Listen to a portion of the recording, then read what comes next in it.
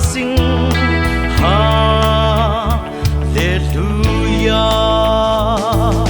tha thâu nga in thang pan nga sing nun nak nay mo in thang pan nga sing hallelujah thâu lo len rual thang pan nga sing amma kia chen mong le ya ta tiani lam kong in am ming ani chen lung ta gin thang pati kwang le trong chin te tu mi thang phan nga sing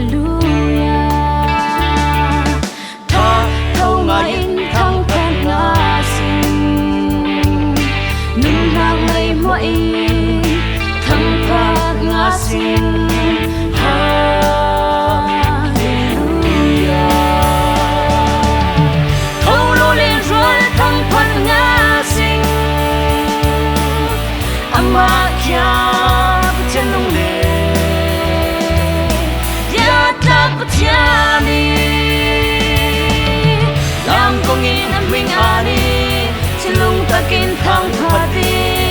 khoang le trong chin te tu mi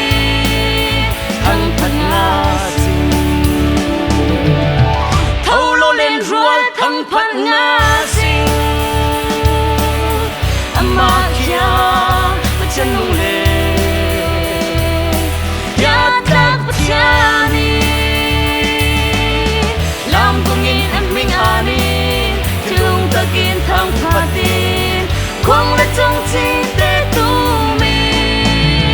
thang phan nga sing